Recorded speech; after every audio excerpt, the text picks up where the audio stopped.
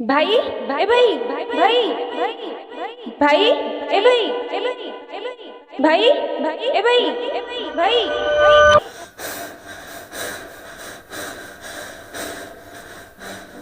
मिली तू हाँ मु केते बड़ तते डाकुची कहिलु तू डेली कौन जो सपना देखुछु खाली चमके पड़ू और चित्कार करू। नाई रे मिली मु खालीटारे चित्कार करूनी प्रतिदिन बाइक रे जाऊची आउ सामना पटू गोटे गाड़ी मते धक्का देई चली जाऊची। भाई काई सकाळु सकाळु से अशुभ कथा गुडा कहूछु कहलु से सब छाड़ आज कौन तोर मने अछि ना। आजी आजी कौन?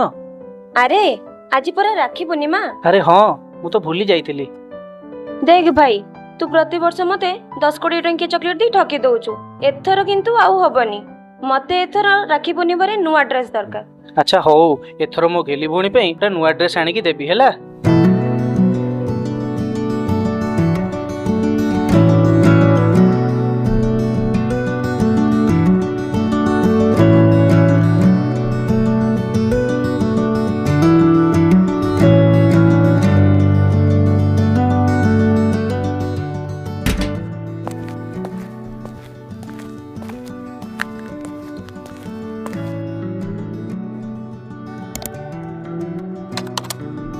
बिजू ए बिजू अरे हरी मौसा मौसा प्रणाम। हो हेला हला बुढ़ाटिए हेटा आउ सकाल सकाल कुआडे बाहरलु? कुआडे नाई मो मौसा बस मिली पे गोटे नुआ ड्रेस टे आनिबा को जाउची। अच्छा अच्छा मो छड़ा तार किए अछि कहलो? ठीक कथा तो बापा मा थिले तुम दुई जन को एते कष्ट सहिबा को पड़ी न। कौन करिया मौसा जा भाग्यर अछि ताको किए बदलै परिबो। अच्छा छाड़ ए सब मिलीर एबे विवाह बयस हलानी कोड किछि प्रस्ताव देखिलुनी ना नाही? नाई मौसा काम रे एते व्यस्त रहि जाउछि जे ता विवाह प्रस्ताव देखियो को समय मिलुनी। मो नजर रे गोटे भल पिला अछि तार घर द्वार सब अछि एई आम पाख गाँ रो स्कूल मास्टर सिए मिली पई बहुत भल प्रस्ताव टी हेबो। मौसा पिला दिनु आमे आपनका आशीर्वाद रे बड़ हेइछु आउ आज जदि मो भौणी पे भल प्रस्ताव देखिछंती मो मना काई करिवि ताको घर लोक सो कथा हुओ प्रस्ताव आगु को बढ़ाइबा। हो बापा मु जाउछि टिके काम अछि परे आसीबि कथा हो मौसा आसंतु। भाई रह हेलमेट पिंदी की जा। अरे काई छडा दउछु कहलु मु एई गली आउ एई आसिली। किंतु भाई आउ किंतु नाई अरे से ट्रैफिक पुलिस तो सीए गोटे पटे चेक कले मु आर पटे पार होई जिबिनी। भाई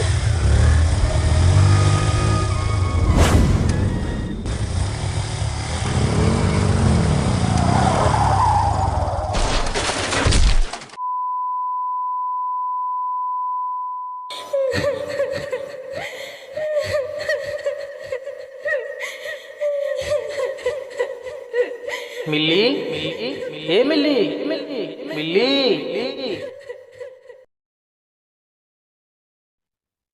मिली मिली हे मिली मिली। अरे बोल बोल ही चाहचु कौन उठू आज कौन जानिछु ना आज है राखी पूर्णिमा एई देख मो दरमा आसीची मु सब वर्ष तते 10 कोटी टंकिया चॉकलेट दिए किंतु एथर मो गेली भौणी की नुआ ड्रेस देबी जल्दी उठी जा।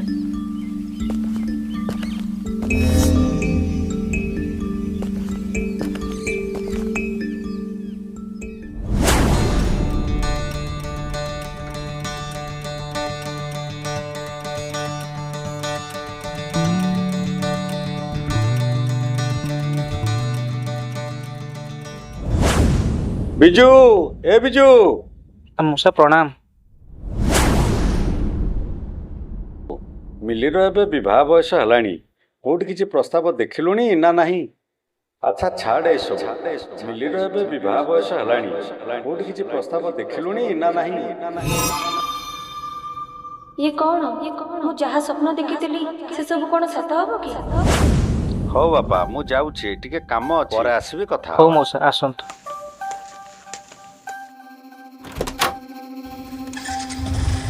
भाई रह हेलमेट पिंदी की जा।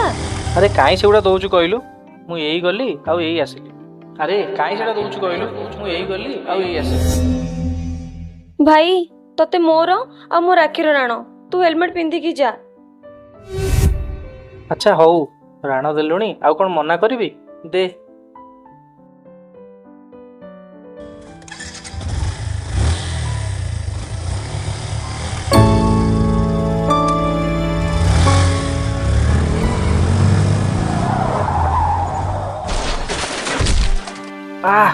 ଓ ଭାଇ ଓ, କ'ଣ ଦିନରେ ନିଶା ଖାଇ ଗାଡ଼ି ଚଳଉଛ କି? ଓ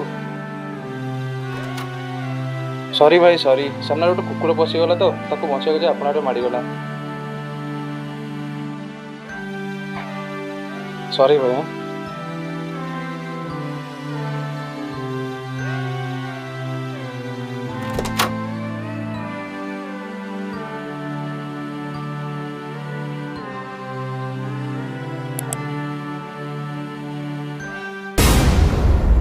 ଭାଇ ତତେ ମୋର ଆଉ ମୋ ରାକ୍ଷୀର ରାଣ, ତୁ ହେଲମେଟ ପିନ୍ଧିକି ଯା।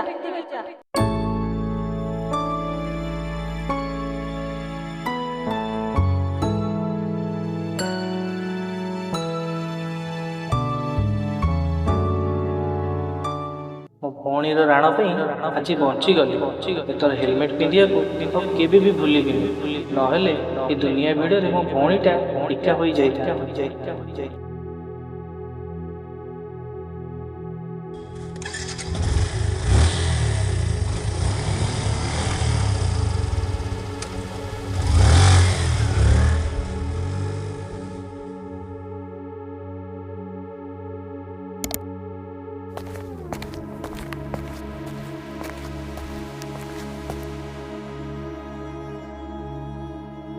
ମିଲି, ଏଇନେ ତୋ ପାଇଁ ନୂଆ ଡ୍ରେସ୍।